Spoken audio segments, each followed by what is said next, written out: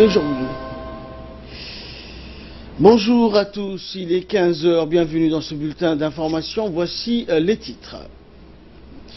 Fin de la visite du président du Somaliland, une visite donc officielle de 48 heures en République de Djibouti.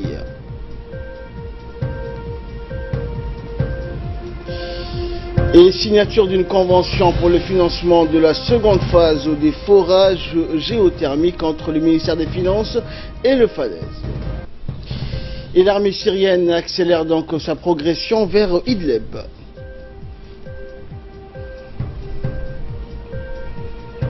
Bienvenue à vous si vous nous rejoignez sur Télé Djibouti. Le président du Somaliland, Moussa Bihi, a quitté ce matin la capitale pour Aguessa à l'issue d'une visite officielle de 48 heures en République de Djibouti.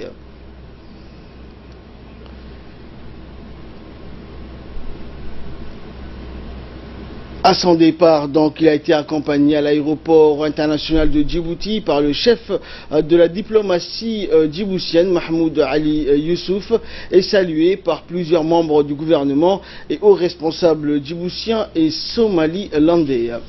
Et durant son séjour à Djibouti, le président du Somaliland, Moussa Bihi, a eu une série d'entretiens avec son homologue djiboutien, le président Ismaïl Omar Guelleh.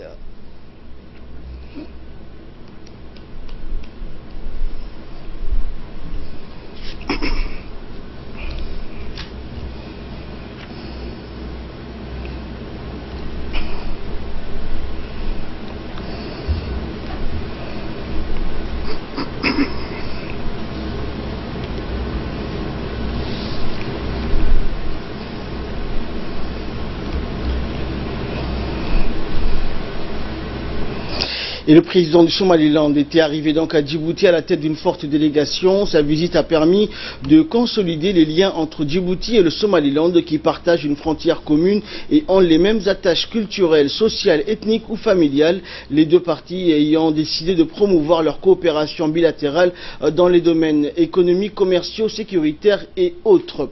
Alors Ali, peut-on tirer un bilan de cette visite? Il faut rappeler également que le président Moussa Bihi a réservé à Djibouti sa première visite officielle hors de son pays depuis son élection en novembre et son investiture le 14 décembre dernier. Eh bien, Ahmed, les deux parties ont décidé de mettre donc en place une commission ministérielle mixte devant mettre en œuvre un accord adopté en juillet dernier et relatif à l'élargissement et au renforcement de la coopération bilatérale dans tous les secteurs d'activité. Outre l'importance du volume des échanges économiques et commerciaux, les deux parties collaborent aussi dans de nombreux domaines stratégiques tels que la lutte contre la piraterie, la criminalité transfrontalière ou la lutte contre la délinquance. Outre ces entretiens avec le chef de l'État, le président Moussa Bihi a visité plusieurs infrastructures du pays, dont le port, les zones franches, les dépôts pétroliers et les projets en chantier. Au cours de son déplacement, le président Bihi a été accompagné par son ministre des Affaires étrangères, Saad Al-Shiré, du ministre de l'Éducation, Yassine Hir, et le ministre de la Justice, Abdirghani Atiyi. Rappelons que quelques 700 000 électeurs somalilandais avaient été appelés aux urnes le 13 novembre dernier pour désigner leur président. Un système spécial d'identification numérique des électeurs ou votants dits biométriques a été mis en place afin d'éviter les fraudes. Il est basé sur la reconnaissance rétinienne de chaque électeur, ce qui évite les votes doubles. Le président sortant, Ahmed Mohamed Mahmoud Silanyo, avait en outre décidé de ne pas se représenter. 3 hommes étaient en lice dans ce pays de cette consultation en Somaliland qui compte une population de près de 4 millions d'habitants. Moussa Bihi, du parti au pouvoir, le parti appelé Koulmiye, avait en face de lui deux candidats de l'opposition. Il s'agit de Abdelrahman Edo et Faisal Al-Warabe, candidat malheureux à la présidentielle de 2010. Moussa Bihi l'a emporté, on le sait. Il sera officiellement investi, vous l'avez dit, le 14 décembre dernier et il a visité sa première visite officielle est à Djibouti. Merci Ali. Donc il faut rappeler que le Somaliland est une ancienne colonie britannique. Donc le Somaliland est plus stable comparativement à son grand voisin, l'ancienne colonie italienne. Les deux régions avaient fusionné peu après l'indépendance de 1960. Merci Ali pour toutes ces précisions. Dans le reste de l'actualité, une convention donc a été signée ce matin entre la République de Djibouti et le Fonds arabe pour le développement économique et social pour le lancement de la deuxième phase des forages d'exploration des ressources donc de vapeur chaude ou géothermique. Outre le ministre de l'économie et des finances, Ilyas Moussa Dawalé était présent à la cérémonie de signature de cette convention. La secrétaire générale du ministère de l'économie, le directeur des finances extérieures, le directeur général de l'EDD et le directeur de l'agence djiboutienne de la géothermie.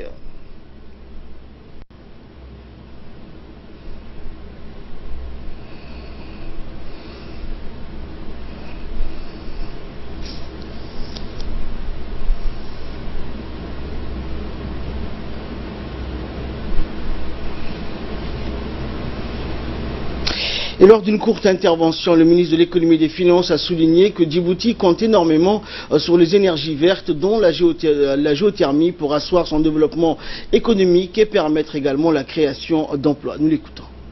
Aujourd'hui, ça fait partie de ces projets importants pour la République de Djibouti, pour le président de la République et pour le gouvernement, que de voir l'énergie géothermique aller dans une phase concrète pour développer surtout l'énergie binaire. Comme nous le savons à Djibouti, nous avons un potentiel très important dans la géothermie, qu'il soit dans la géothermie profonde, mais également dans la géothermie binaire. Sur le premier type de géothermie, on a bien sûr d'autres partenaires qui interviennent dans la région de Fiale pour le forage qui vont bientôt s'exécuter, et avec le FADES en partenariat avec le fonds koweïtien que nous remercions très sincèrement. Nous comptons développer très rapidement la géothermie binaire, donc dans la région pas très lointaine de lac Assal.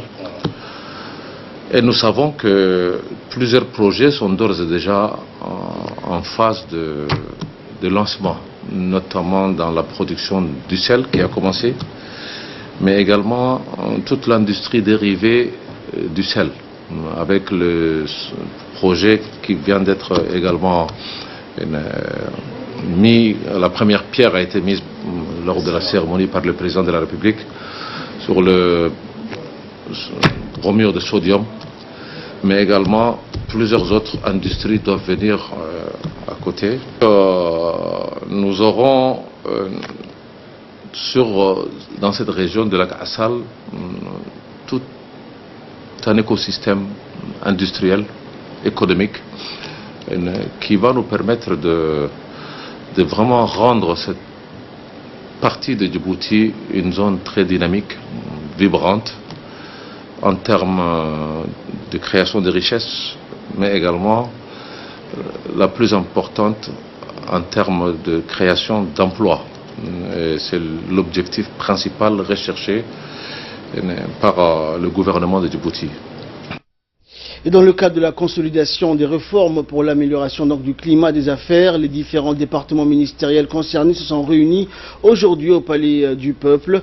Ces travaux de réflexion sur les réformes à apporter étaient placés sous l'égide du ministre du Budget, Boudé Ahmed Roblé, et avec l'appui de la Banque mondiale. Il s'agissait entre autres de points soulevés d'apporter des réformes administratives pour favoriser la création d'entreprises, le transfert des titres et de propriété, mais aussi de favoriser le commerce frontalier dès le début de cette année 2018.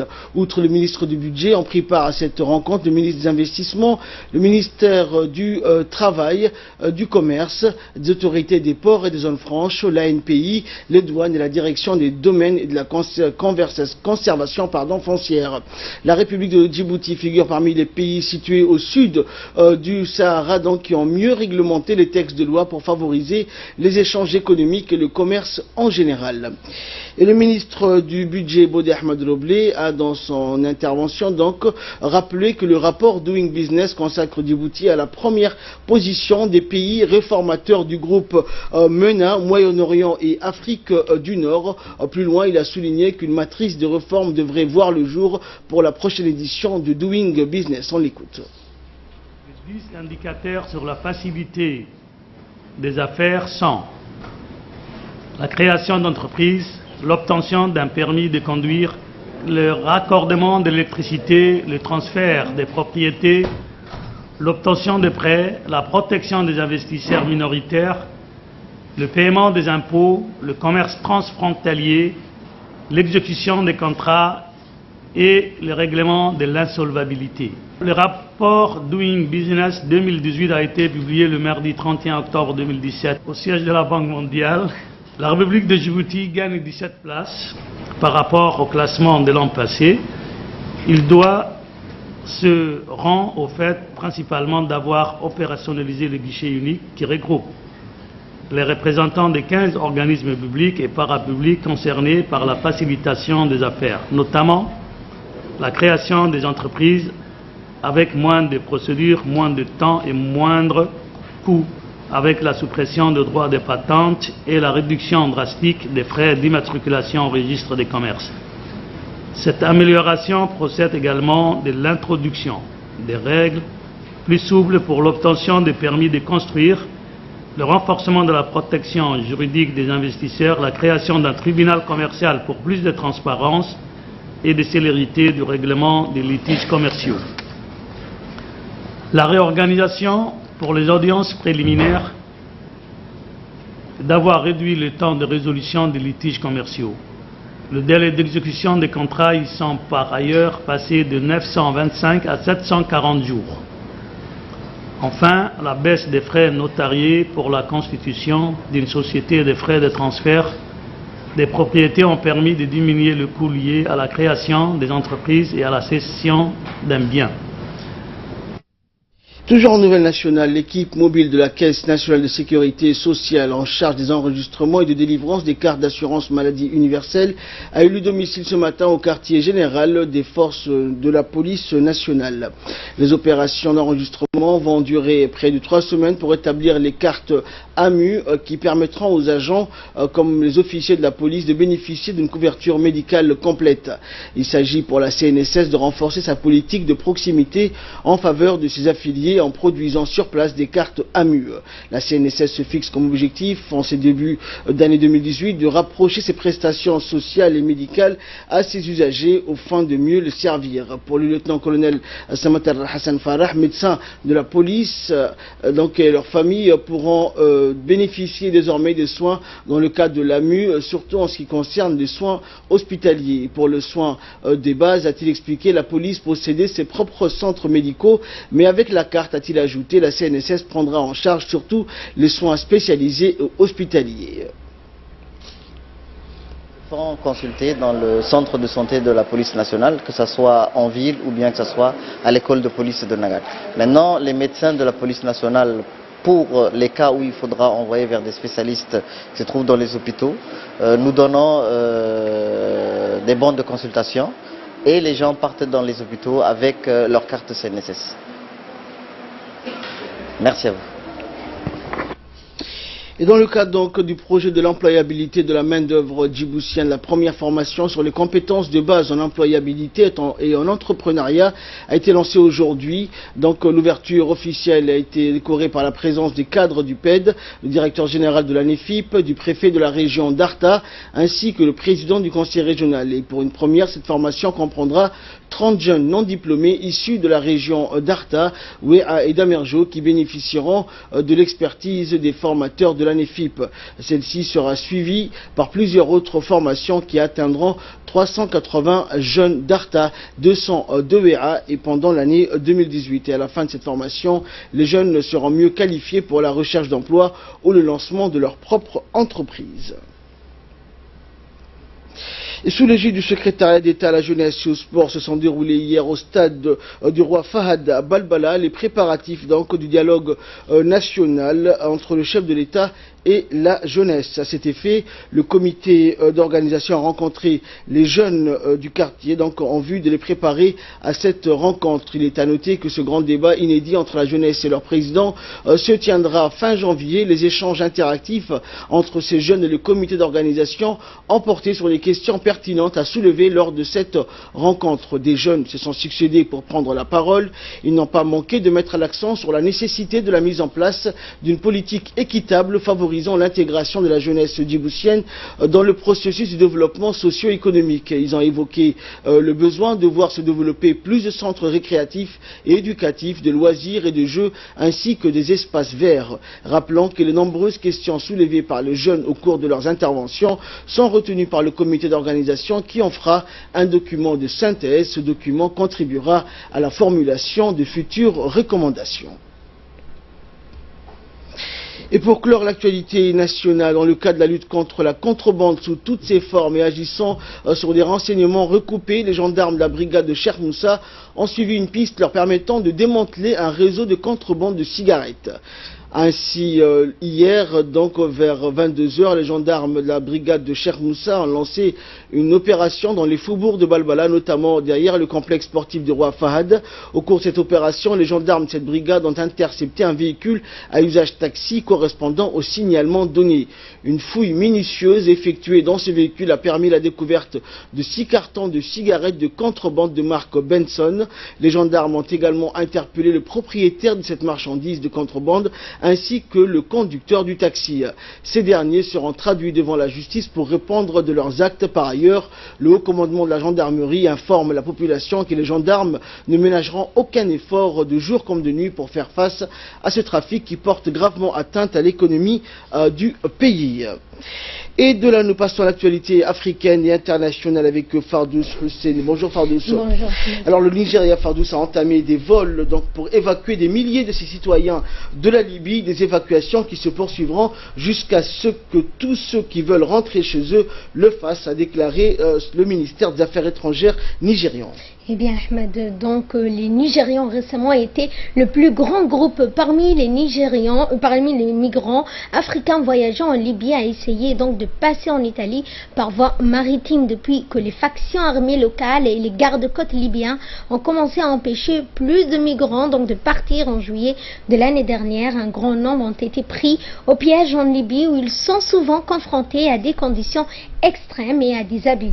Au cours des derniers mois, l'Organisation internationale pour les migrations, l'OIM, a accéléré un programme de retour volontaire pour rapatrier les migrants d'un certain nombre de pays. Le Nigeria se joint ainsi donc maintenant au Niger pour organiser des retours bilatéraux.